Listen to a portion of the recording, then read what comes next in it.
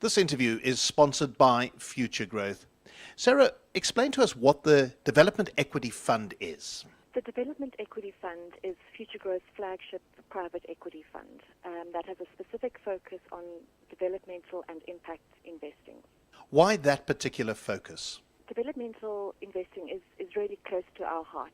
It's what has differentiated Futuregrowth from other asset managers, and we've actually been the pioneers in starting development impacting as long ago as 20 years ago.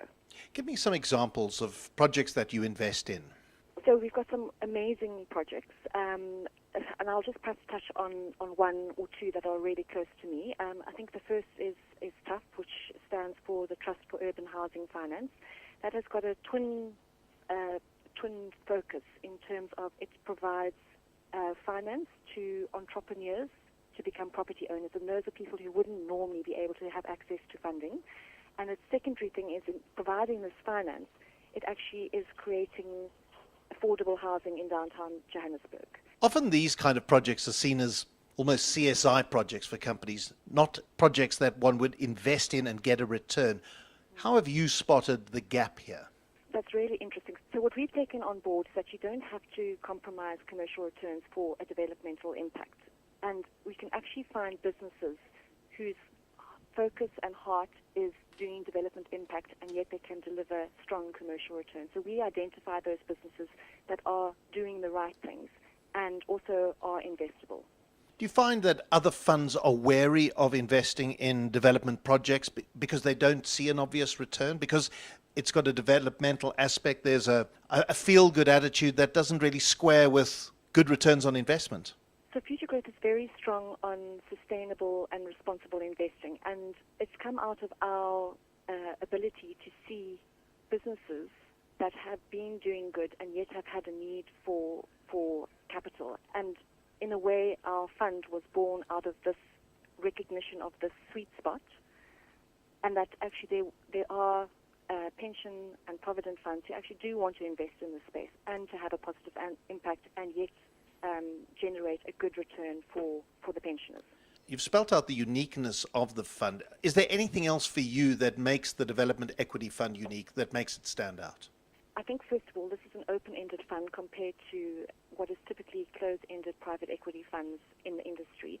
And that means that we aren't forced to make an exit on a short time frame, and that we can actually take as much time as we need to deliver our impact investing on the ground through our investment.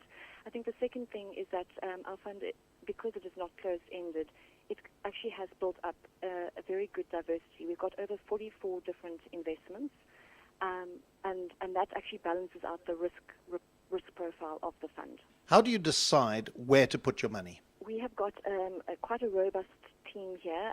We've got just short of 40 investment professionals, and we have a deal pipeline that comes from our connections in the market, but we also are known for our impact investing. And deals come to us, and then we basically put it through our due diligence process, and we are able to turn around investment deals. Do you tend to go with people with whom you've invested in the past, who've got new projects? You look to see that you've got history with them.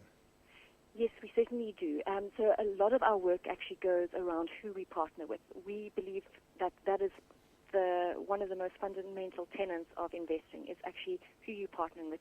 We don't actually have the capacity to run businesses, so we look as to who we are investing our money with, and we make sure that all the governance processes around that are maintained. But otherwise, we look to our partners to actually make the investments grow and to deliver the impact. Are there any other investment criteria? One of the questions we get often is how big an investment will you do? And we actually don't have a limit on that. We are willing as a team, if we've got an investment that comes to us that's got a great heart and soul, and it's only 10 million rand, we will look at that because we actually are motivated by the work that we do in terms of delivering socially responsible and impact investing. So I think the only real limit is on the upside, is that we don't want to take control of a business. We are actually looking to our partners to be the ones who are in control and are the shareholders of reference. That means there's a good relationship of trust between the two then?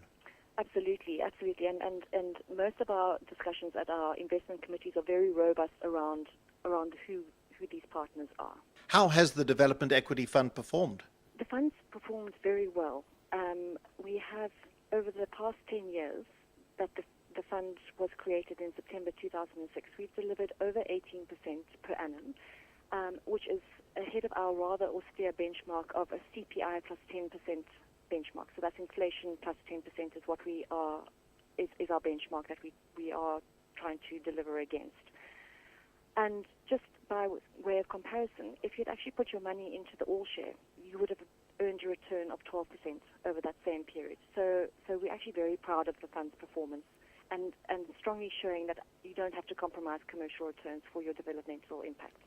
Are you confident you can maintain that kind of performance going forward in tough economic times? I think because the fund is diversified, there is a lot of mitigants in terms of performance.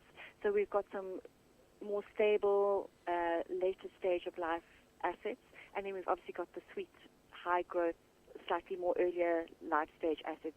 So it's a long game. You know, we don't look necessarily to 1 year performance. We realize that they will be impacted by the macro environment. But over the long term, we feel that if you can actually get fundamentals in place, that you can actually be doing your sustainable, responsible, good governance and developmental investing, and the model is right, we see no reason for this performance not to continue. Do you target specific sectors to invest in? Are there sectors you would avoid, for example? Well, yes, we do have sectors that we won't look at, and I think that goes to Futuregrowth's philosophy on doing no harm. But this fund in particular, in its mandate, it's got a focus on infrastructure, development and social upliftment. And we are in roughly, I would say, about 12 different sectors. For instance, we are in the renewable energies, we're in education, healthcare, and then obviously the infrastructure is a big component of the fund. Who can invest in this fund? So this is an institutional product. It's not available to the retail market, in other words, the man in the street. So even though it is a unitized fund, like a unit trust, it's for pension funds to be able to invest in this product. Tell us a little bit about the Futuregrowth team.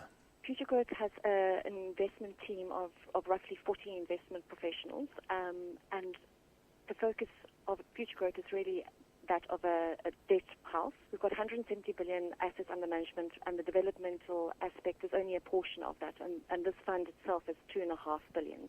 We work together as a team, and we leverage off our pipeline and our expertise across sectors. So there's a lot of teamwork, a lot of collective wisdom that goes into structuring and analyzing and giving input on various deals.